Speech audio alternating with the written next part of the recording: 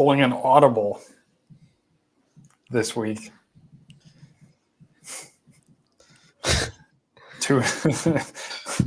Tuesday. Yeah, coming out of nowhere with the Tuesday live. Yeah. Is this episode 50? Yep. Wow. Almost a year. That's crazy. I think there was like one week that we missed. We haven't missed in a long time though. Yeah. Yeah, we'll see tonight's performance. If depending on the performance, we might bump it back to Wednesdays. So yeah, I mean, we didn't really give anybody a heads up just because of scheduling and stuff, but yeah. There's always like, I feel like you've been in the same setting all the time. I feel like every other live I'm in like a different location. Yeah, you're always mixing it up. I mean, the craziest one was the back of the car. That was the one that I was like, it's either that or we skip. When were you in the back of the car? When we were at Miami Seller Conference. When you were with the brand. Yeah. I had a big But yeah. Done. Yeah.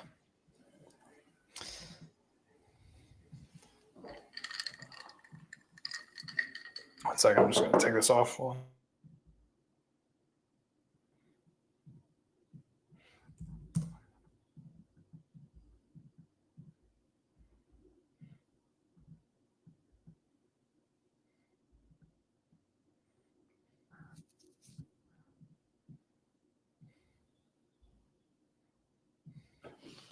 right. So as we're getting this going, a lot of times people will reach out and ask, how do I frame the conversation? Because I'm constantly met with, when you're reaching out to wholesale suppliers, constantly met with, we're not taking Amazon sellers. We're not taking Amazon sellers. And we always say, you got to sound different. You gotta be different. But like in all reality, how do you, what does that look like, sounding different?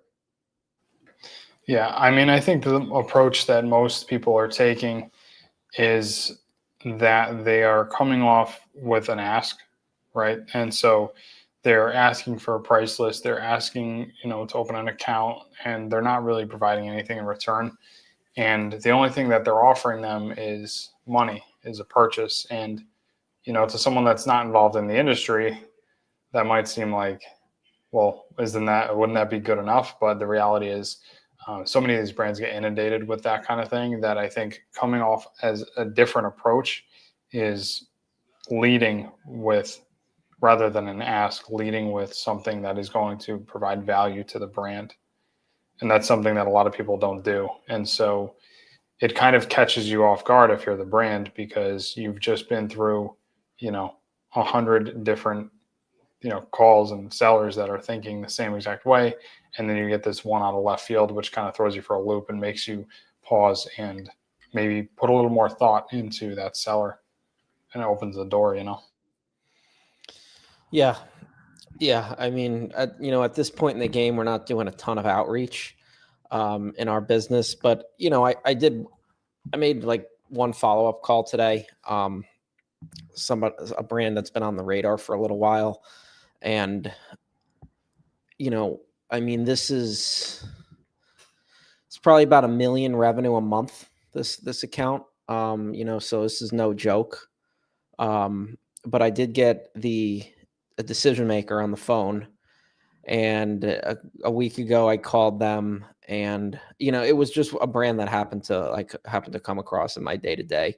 But a week ago I called them, and they said I needed to speak with their Amazon guy. And so I called today and I spoke with their Amazon guy, and, they're not taking Amazon sellers, right? They have their select few, but their listings are not the best. They have, there's competitors running ads. There's areas to provide value. And so, like, we got a high ASP, we got a high volume, and we got underrepresentation on Amazon. And some of those resellers on the listing are industry specific. Actually, all of them are, right?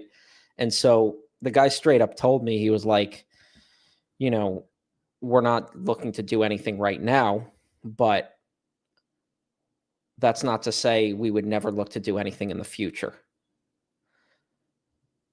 And I mean, that's all we need to hear.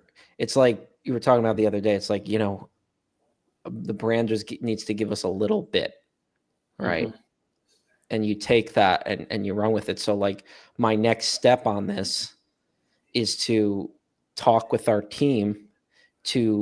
I told them that, I'm going to follow up with you in 6 months. Probably going to follow up sooner than that, but I'm going to follow up with you in 6 months. I told them.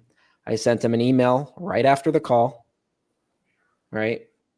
And I said, I'm going to talk with my team, and we're just going to do a little bit of work on the listings, some areas we think you can improve. If you want to take the email, throw it in your junk folder, that's completely fine.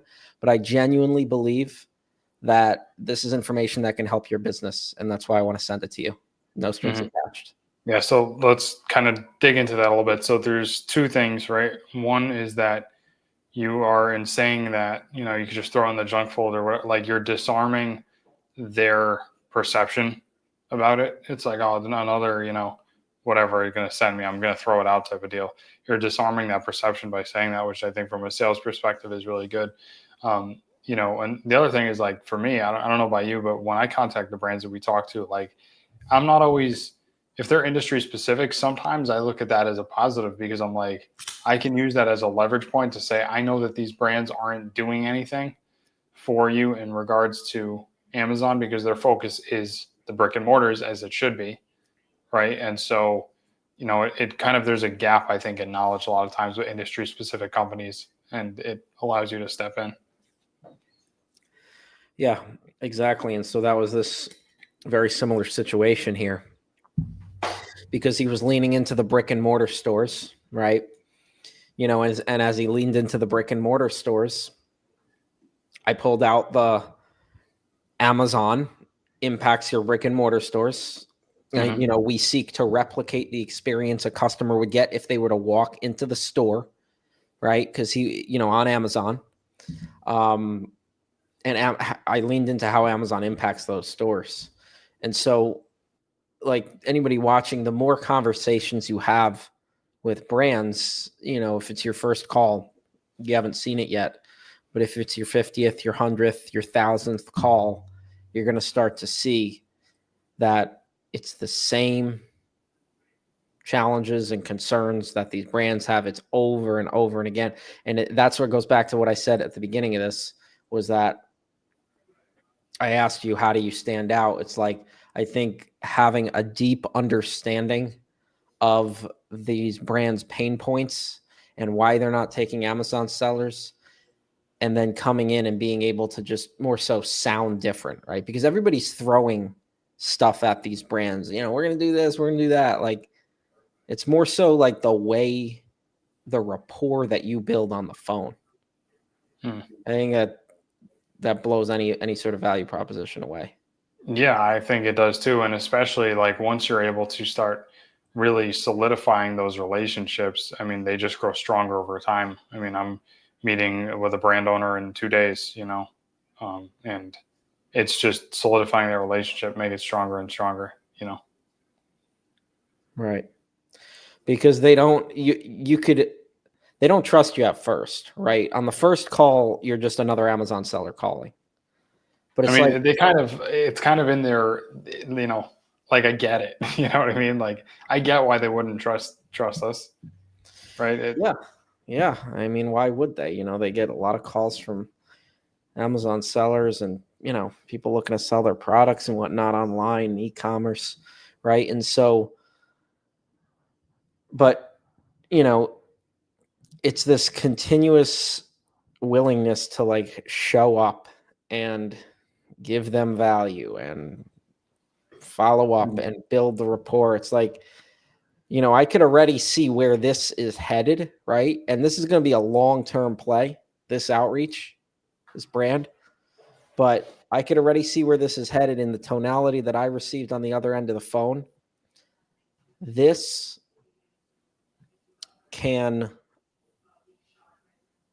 in my experience, right, from seeing things happen before, and that's the other thing. Like, as you do this a lot more, you see things that happen before, and you're able to kind of predict the future.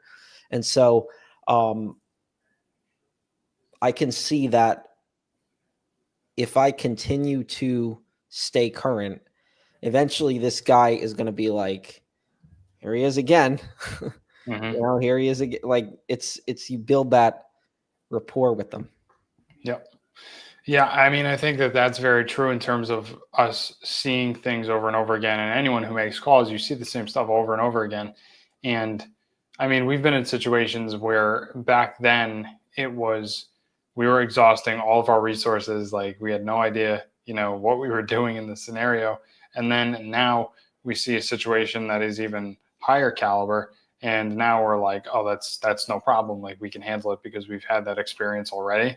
And so you learn a lot as you go. And I think everyone has to kind of go through those experiences, like as much as we can, or anyone else that you listen to that does brand direct or wholesale, like as much as you can teach everything, you're really not going to get all of the understanding of a situation until you get into it, because there's all these nuances and like every brand is different. But I would say that, yeah, like you said, the basic like problems, everything is pretty much the same across the board, which it gives you a lot of confidence, like when you go into that next call, because it's like, I've been here before. I get it. It's more comfortable. You're not as uncomfortable with the situation, I think, right? Right. I mean, it takes time, guys. Like, it takes a lot of. We've been doing this for 5 years. It's Mm-hmm. like people thinking they're going to build an empire overnight. It just doesn't happen like that. I mean, even if you listen to information and content and educate yourself is all great, right? But you can't substitute 5 years of just execution day after day after day. And so, like, that's what's going to get you there. No matter how much information you consume, it's just it's just doing the work over a long period of time. Yeah, and I learn stuff every day. I mean, I know you do too. It's like just, yeah, what was it yesterday? I was talking to you about something new with the like capacity limits that I had no idea about, right? And it's like all these granular things that you just learn more and more and more about as you do this. And so, I mean, I guess like, rather than us sitting here just saying you should know everything just by doing it for a long time, right? I think that the moral of saying this is like, it's okay if you don't know everything. And if you look at someone and they're like, how did you get to that position? How did you get to, whether it's us or, we say that about some other people that we see that are much farther ahead of us, right? And we're like, how did they get there? And I think it's just comes down to just, staying consistent and keeping your mind open to like learning things and taking a little bit away from every failure that you have and learning from it. Because I think without learning from it, you could consider it a failure. I mean, I think that if you learn something from it, like we've had accounts that we've lost that we've really taken big lessons from. And I don't consider that a failure. I consider that just a learning lesson. Yeah, and the impact of the learning lesson when it's experiential, I think, is far more powerful than learning about it ahead of time, right?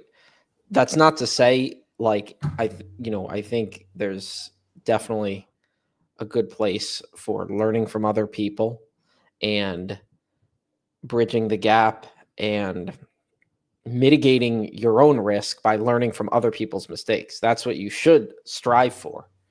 But you're still going to make mistakes. Mm-hmm. And there's something about being able to react to what happens and then have your reaction solve the problem that builds a ton of confidence, because you're like, I was able to critically think through this, figure out a solution, and it got me to the end goal that I was trying to get to begin with. And that's something that, like, again, we go back to like, you don't need to be smart, you just need to be savvy. You need to be able to think on your feet and be able to solve problems. And I think that's one of the most important skills, being a problem solver in this game, because you're dealing with relationships. It's like a therapist, right? Like, they're looking to help solve problems. Yeah. That's what they're doing. And you're basically doing the same thing. Yeah. It's not black and white. That's for sure. Right. And Salah on Instagram's asking, do you do FBM or FBA in wholesale? And the answer is that we do about 98% FBA, fulfilled by Amazon.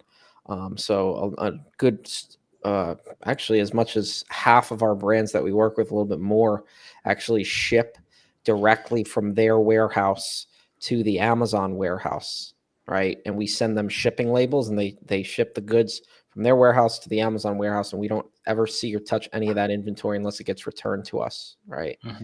And then the other half of the brands that we work with ship to our warehouse, right, where we prep it in house and send it to Amazon. But I think that's another power move for anybody watching, is that once you get your foot in the door with a brand, and you maybe place an order and they ship it to you. Maybe you're working out of your house, they ship it to your house, first order. You don't have to tell them it's a house, just give them the address to ship to. And if you've built up that relationship a little bit, don't be afraid to ask them if they can ship to your fulfillment center, right? And I don't like to say ship to Amazon. I'll say, can you ship to our fulfillment center, right? And some brands will do that right away on the first order. Yeah, some brands are set up to do it. Some of them have this stigma about they won't send to Amazon. And again, that's more so the logic of, like, they've probably had a bad experience with it in the past. And so now they don't do it anymore. That's what I find. Yeah. Yeah, we'll merge and fulfill a little bit, especially depending on the time of the year. Q4, we'll do a little more. Yeah. And Fatima's in the UK. Thanks for joining us. Cool. And John, yeah, early, a day early and an hour early. Yeah. So, yeah, I mean, if you guys are in here, and let us know if this time is okay for you. We were thinking about moving the lives to Tuesdays just because of scheduling reasons, but if you guys prefer Wednesdays at 7, gotta give the people what they want, I suppose. Yeah, I mean, it's just without any notice. I know if it was me, I'd be like, what just happened, But yeah, I think that, in general, like, we were talking about just the ability to, like, problem solve. And I think that that's one of the skill sets, if anything, like, just in life, in my opinion, that is the critical thinking, problem solving skills are, like, one of the most important things. And I think it's huge in any sort of relationship, emotional thing like wholesale, because the saying where it's like, the more money you can help make, the more money you can make other people, the more money that you'll make, type of deal. It's kind of the same concept, but I think that there's a lot of barriers to helping those other people make money sometimes. And that's what we're here to solve and fix, I think, is to break down those barriers. And whether that is their distribution control, whether that is getting their brand more traction, whatever it is, like, being able to problem solve, I think, has a direct correlation with how much money you're going to make as a wholesale seller. Yeah, because you're providing value to their business. When you provide value to other people and other businesses, that's what creates money, right? Yeah, and I think there's also elements to it, like, outside of even providing the value, like we talk about with a listing or something like that. I mean, I'm talking like, we've got this product that, like, we're going to sell, and it's completely unprofitable. How do we make it profitable while also increasing sales for the brand, while also shipping it to our warehouse, which it's unprofitable to ship to us, right? Like, those are real scenarios that you'll deal with. And it's like, on the other end of that is like the pay dirt, where if you can solve all those issues, you've got exclusive, you've got a six-figure account, like, but you just have to figure out these intense problems to get there. And I think it's a challenge that's almost, like, personally for me, I kind of look forward to, like, solving those and figuring it out, because I know that on the other end of that is rewarding. So, Right. and every brand is different. Yeah, it's just AMZE Lights shouting us out. Yo, what's going on, man, on Instagram? Um, yeah, and if you guys are in here, watching, we're talking about how to position yourself with brands and overcome we aren't taking Amazon sellers. So if you guys have like a challenge that you're dealing with, Mm. right? You're reaching out, like, what is the biggest challenge? Like, we are here for you guys, um if you guys have a big pressing challenge, ask us the question. um I mean, we've been doing this, been in the brand direct game for a minute. At this point it's so different now. It's like on a random Wednesday or a random Tuesday, I'm just going to call a brand, like, that's doing 7 figures a month. Yeah, I mean, there's levels to like there's a lot of levels to it, but I think the most important one is that we've realized that the skill set versus the volume, and at this point, because other stuff is the focus, like systemization and things like that, that we always talk about, like, don't swing for the fences necessarily, right? And that's to most people and new people starting out. I think in a lot more cases now we are swinging for the fences, and that's been an interesting change for us, and I think that it's been a good one. I also still would never recommend it for someone that's just starting. I think that you're going to have a lot of opposition. And if you're contacting in smaller volume and swinging for the fences, it's not going to work. Yeah. Yeah. No, I mean, and when you say inverse correlation between skill set and volume, Brandon's just talking about, in the beginning, you don't have the skill set. So you got to make up for it by making more calls and learn the skill set. And then once you've learned the skill set and you're better at it, you can reduce the volume. I oftentimes, like, if you work out in the gym, I compare it to intensity versus volume. It's like you're not going to lift like your max weight for 1 rep and you're not suddenly going to do it for 10 reps. Like, it's this inverse correlation. And so on Instagram, we got a couple questions here. MZ Elite is asking, how can I remove a negative comment from a new Amazon account?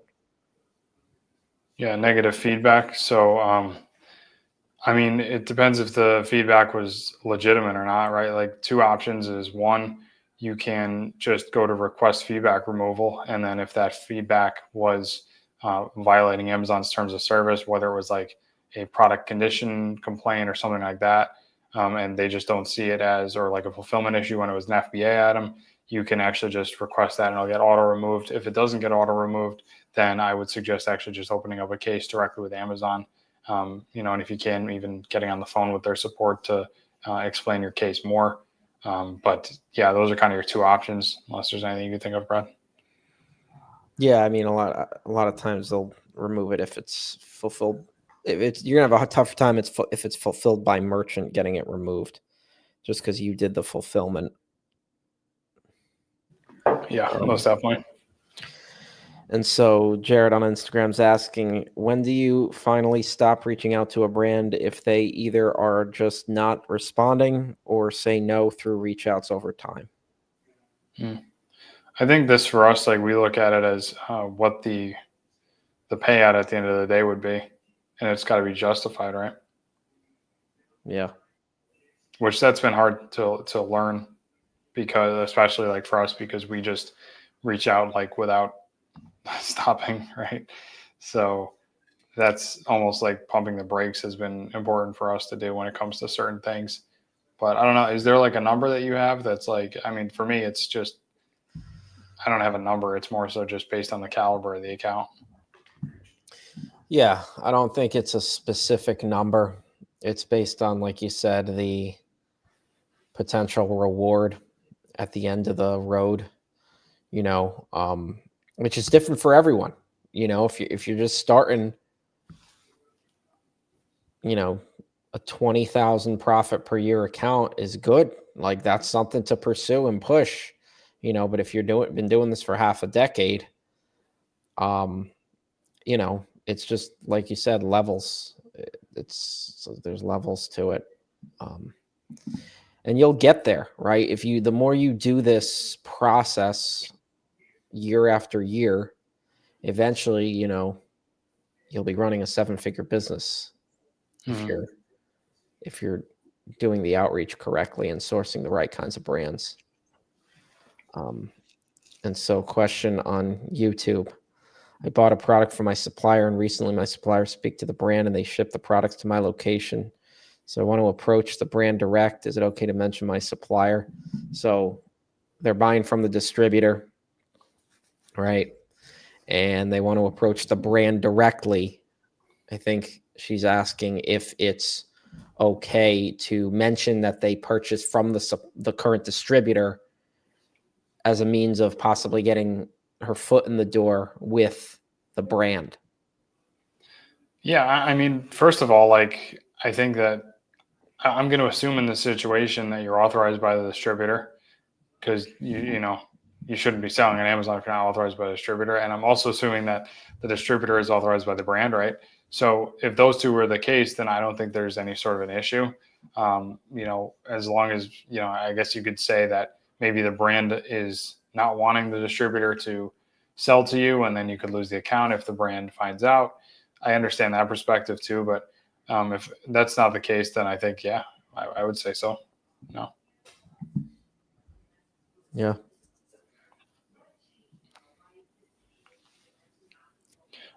John says finding brands no problem. The problem is that they're not taking on any sellers, working with a selective seller. I guess really it's really a follow up game. Got to hit them up month after month until a no is a yes. Yeah. Yeah. Provided the signs are all there, so if they have a perfectly optimized listing and there's not a single thing of value to provide to them, and they are select with who they are selling to, then it might not be worth their time because you genuinely can't come in and actually add any value. Like one thing I like to focus on is actually growing the overall size of the pie, right? Rather than just diluting the sales with other Amazon sellers. So the rewards got to be there on the account, the potential payout, you got to be able to provide value in some sort of way.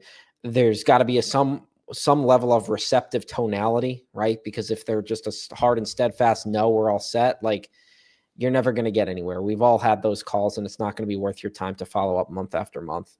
So, I mean, those three things, can you think of anything else? I mean, no, that's it as far as like, you cover all of them, but I just want to like emphasize the tonality. It's like, if you don't have that, honestly, if I have that and I don't have anything else, I'm still going to reach out.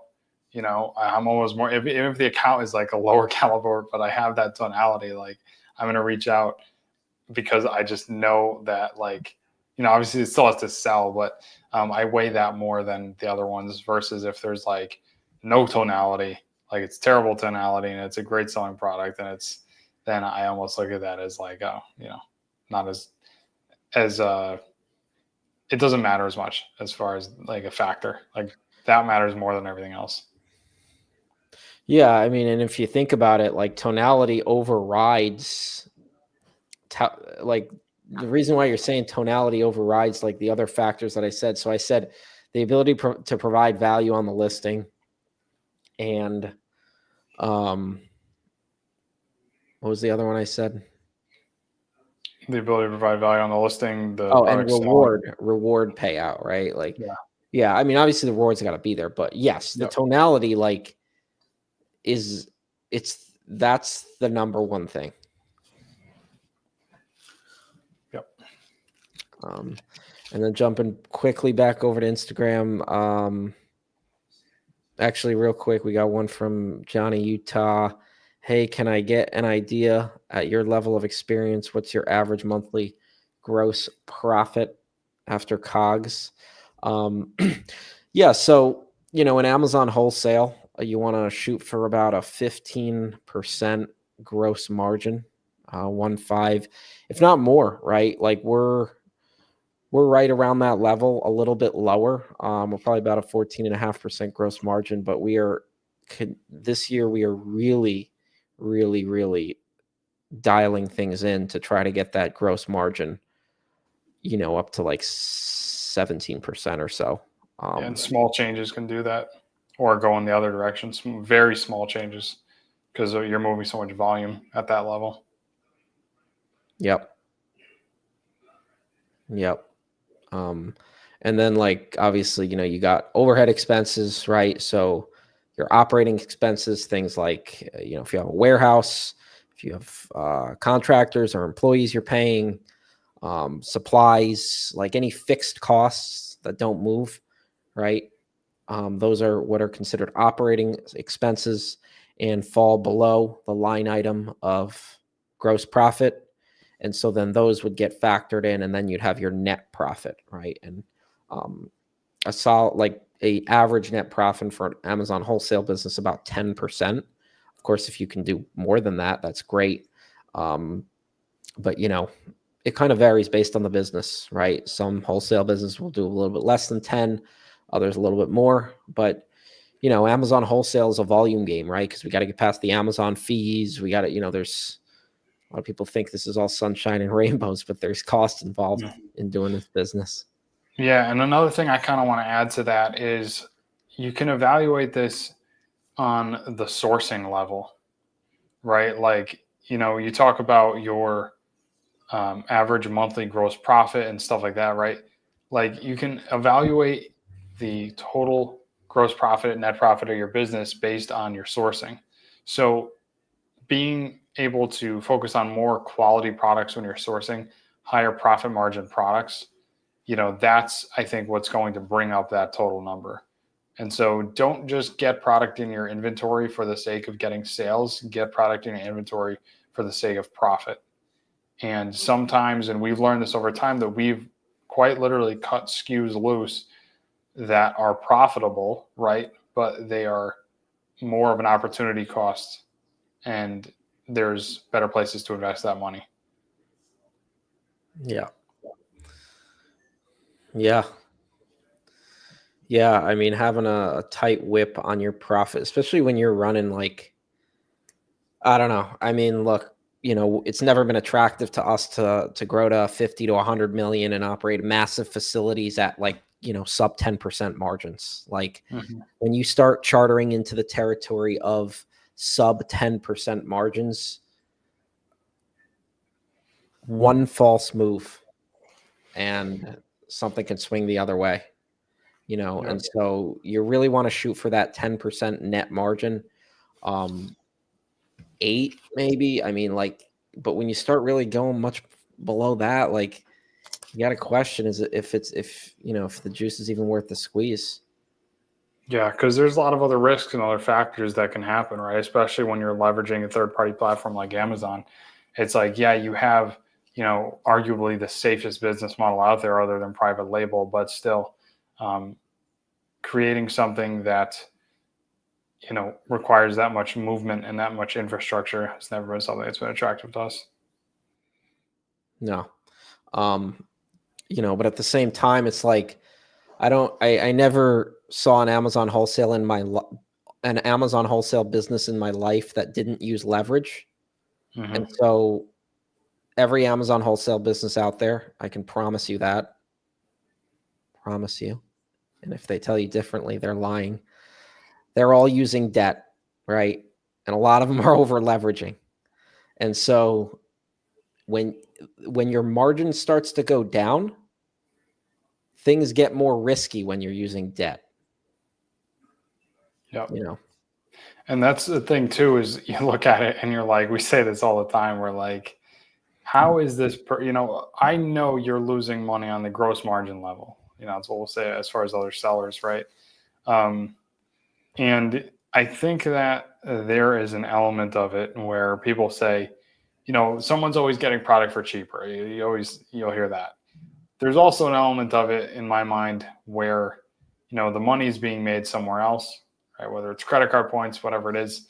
But I think what that goes to show for us, and like what the logic is for us, is don't try to figure it out. And we've kind of started to give up, trying to figure that stuff out. And I think that just because you see someone on social media that does $1 million this month and then 2 million next month, and then 3 million the month after, and you're going, why can't I get to this level, right?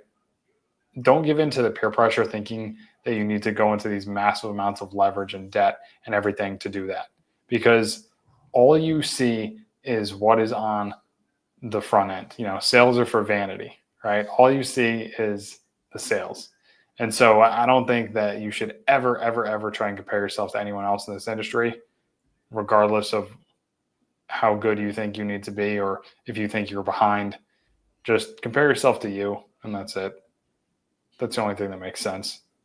Yeah, exactly. And so, just real quick here, Johnny Utah's asking, but I'm trying to get a better idea of what I can do in terms of monthly amount. Yeah. And so if you're just starting, what do you want to make? You want to make 10K a month?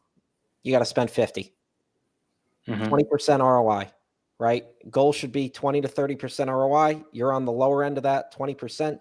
You got to spend $50,000 a month to make $10,000 a month.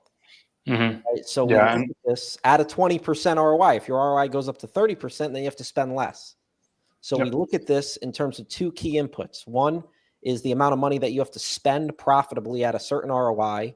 And then two, the amount of suppliers that you're contacting. Those are two key inputs that control your outputs. So stop focusing on sales and profit, and those things will happen when you focus on spend and number of calls you're making. Yeah, that's huge. I hate paying the credit cards. I hate paying our credit cards, right? That's not fun. I love spending money on the credit cards because I know that that's at the point of purchase where I'm like, this is contributing to our input goal, of making X amount of dollars per month. Yeah, and you also get cash back and credit card points like Jacob's pointing out here.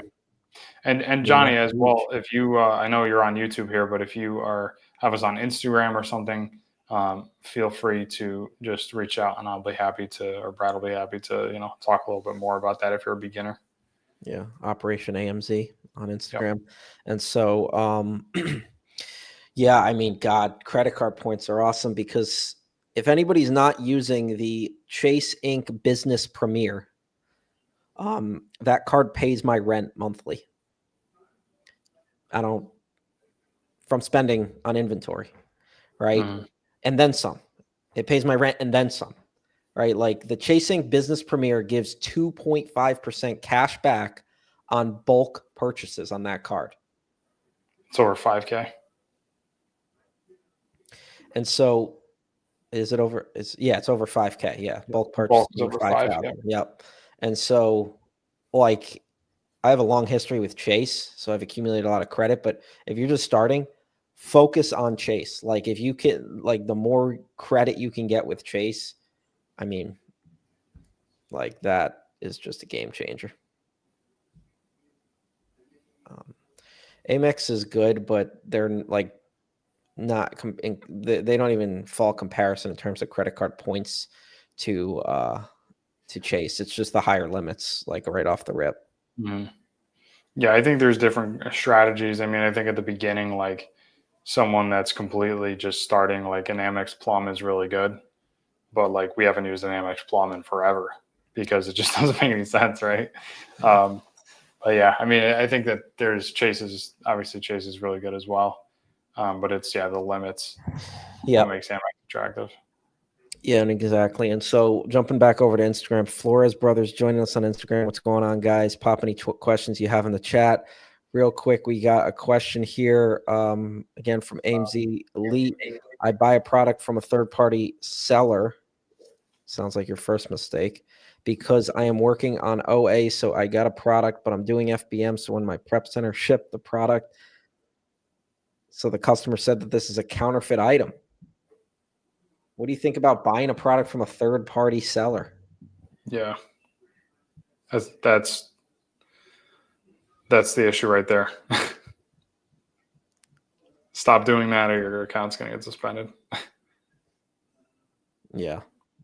And there's no documentation. There's no like anything to back that up as far as I know. Right. So yeah, there's the element of being in this game to make money for, a long time. and then there's the element of it where you're going to make some money and then have an unverified supplier and get your account shut down.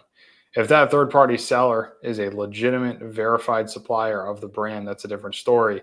But then I would call them a distributor, right? So, not worth it in our opinion. No, absolutely not. I mean, and just no. You got to vet hard, vet your sources hard. Like I would rather see you buy from like Walmart or Home Depot or any big box store doing arbitrage than buy from a third party seller or some shady supplier in between. Yep. It's very simple, right? It's either you're buying from an authorized distributor, you validated that they're an authorized distributor by the brand, you're buying from the brand, or you're doing retail arbitrage from big box stores. That's it. Otherwise, you're better off just, I don't know, you just, like you're safer doing arbitrage, buying from big box stores than you are doing anything in between. And so, Jacob, that is agree with that. Chase is good. Amex overrated. Johan, what's going on, man? How you doing? Johan is talking about Capital One. The Capital One is like the Chasing Business Premier. That's the Spark, right? The 2% Spark. Yeah, that's a green one, I think, right? Yeah, that's a heavy hitter, but the problem is you got to pay that thing in full every month. Pay in full balance, which you don't have to do. And to answer Johnny's question here, it's the Chase Inc. Premier, INK, Business Chase Inc. Business Inc. Premier. Yeah, there it is. He's got it. Yeah, so I would say, Johan, do the Chasing Business Premier over the Spark for the fact that you don't have to pay in full. No, Jacob, you don't have to pay the Chase in full. You have to pay the statement balance. Yeah, statement, not the full balance. So that's why it's like like the best card I think is in existence on the market. Depends what your business needs are, though. It's like you can, like I said, I really don't think. I think when you start out, I think the best card you can possibly use is the Plum. I really do, because you have the ability to, let's say you put it on the first date of your statement cycle, and then you have 30 days till a statement closes, and then you have another 30 days, and then you only have to pay off 10%, and then you have another 30 days. You have 90 days of making a bad decision before you can, you need to recuperate the money of that bad decision, right? So I think that is just, you should leverage something like that in the beginning if you're going to use debt, because you have to weigh the options of it's the complete opposite of like a pay in full balance card. Yeah. You also, at that point in your selling journey, you don't have the cash flow coming in. Yeah. So it's like, we'll pay a Chasing Business Premier down early, like when it's not due, to then load it up again for more points. But you might not have that luxury when you're first starting to have like that cash, right? And so, you just use what you can. Yeah. Yeah, that's the one I'm talking about, Johan. That's the Amex Plum, and it's a 60-day balance. But that's another thing we talk about is so it's, first of all, it's you have to pay everything within 60 days, but you have to pay 10% of the statement balance after the first 30 days, and then you can defer the rest. So I think it's a really good card for that. But again, if you put it on, I talk about this all the time, like it's such a credit card like hack, right? Is if you put your payment on the first date of your statement. So let's say, just to make it easy, right? December 31st is your statement goes till December 31st. Your new statement opens on January 1st. If you put the payment on December 31st, it goes on the old statement. If you put it on January 1st, it goes on the new statement. And so now your statement doesn't close until January 30th, let's say. So you have 30 days till the statement closes. Then you have to pay it off the 10% over the next 30 days. Then you have to pay the full balance off over the next 30 days. And you have 90 days to move the inventory versus you literally cut 30 days off by that if you charge it on December 31st. Yeah. Pay attention to your credit card cycles. You hear that, guys? That's a 7-figure seller tip right there. Yeah. Yep. You like quite literally, like when we get our credit card statement cycles back, like when it ends, like I would rather go heavier and I'd rather purchase a full 45 days worth of inventory at that point versus like a 30-day supply, maybe if we're at a different point in our cycle, because we're not going to run out of stock regardless, but it just makes a ton more sense. I would just recommend doing it. Yeah. Jacob, Amex Black, we got a high roller. I just want it for the concierge service. That's all I want it for. A free membership to Equinox. That's what I want it for. Yeah. But think about like, especially you and I, right? Before we touch on this question, right? Especially you and I, it's like, how long does it take us to book a trip? And I'm not even talking like an international trip. I'm talking like going to Miami Seller Conference. Like that's like a 4-hour ordeal. Like it's like crazy, and it's just I wish the last second. We do it the last second. We overpay for everything. First of all, I mean, even if it's with points, it doesn't matter. We just overpay for it, and yeah, it's like just such an inconvenience. The concierge would be nice. Yeah, to do everything for you. And so Hype is asking.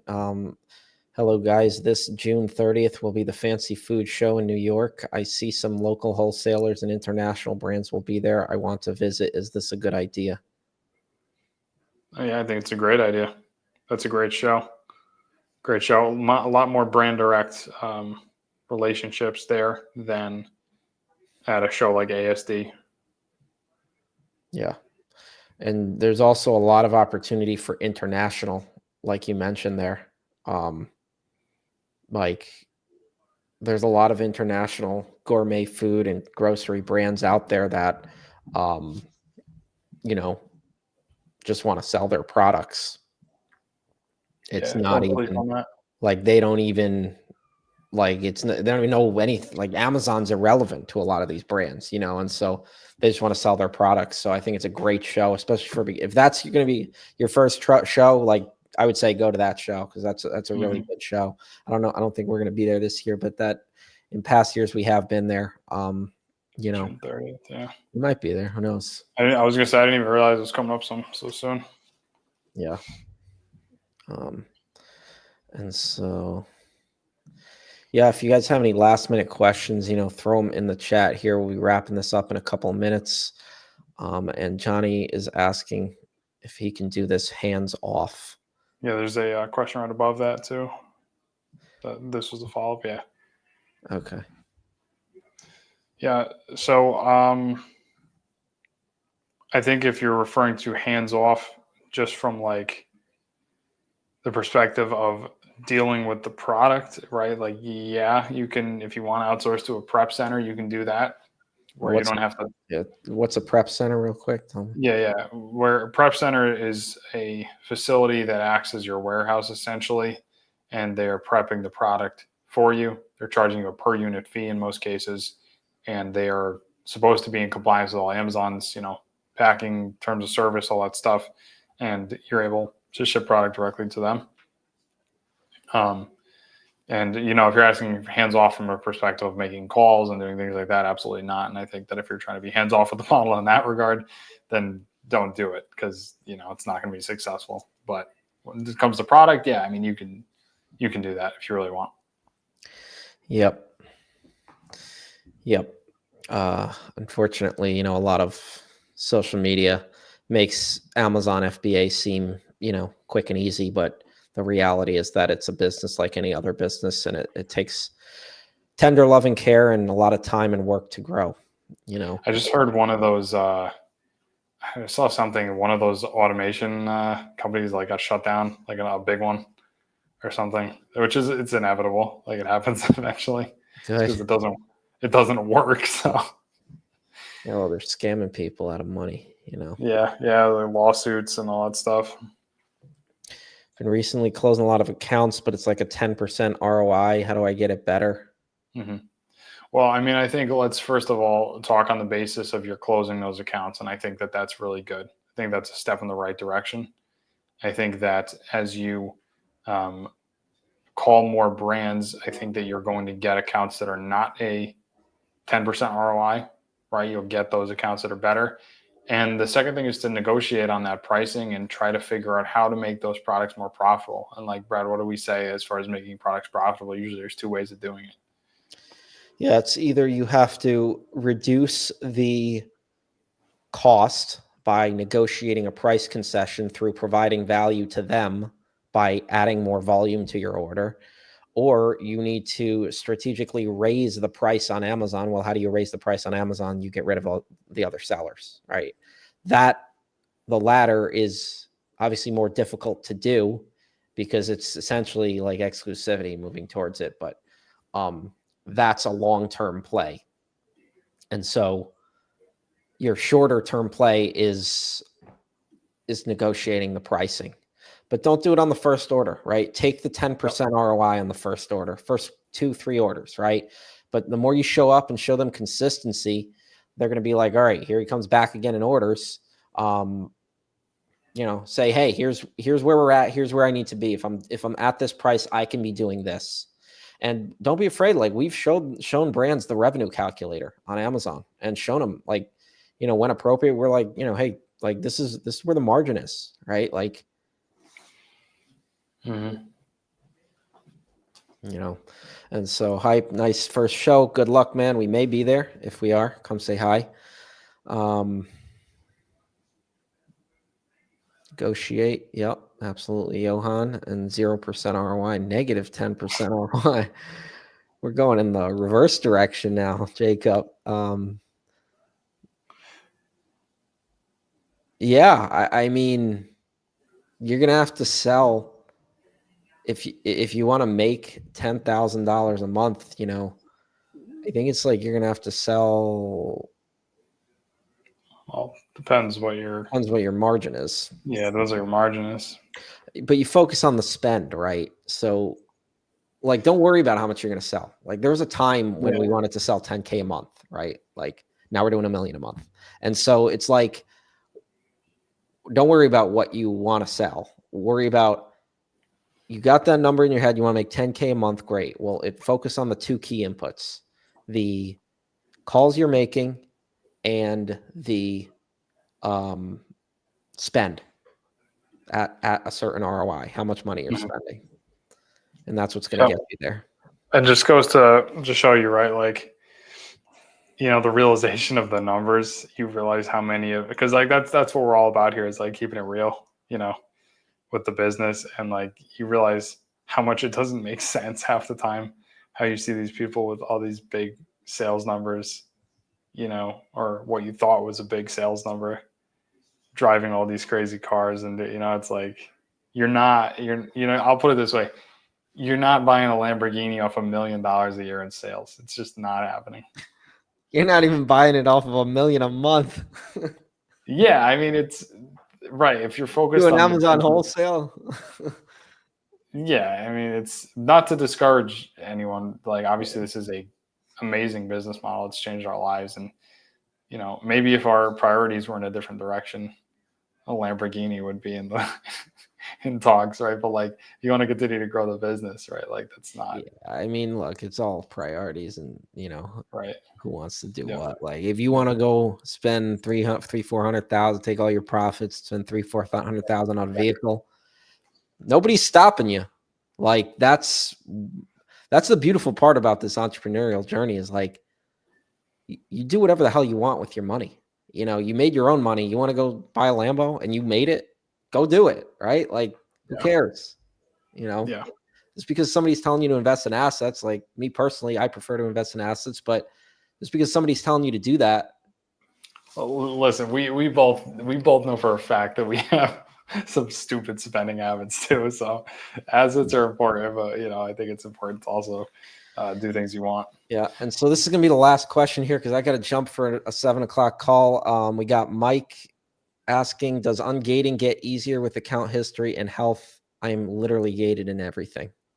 Absolutely. Absolutely. And I always use the example in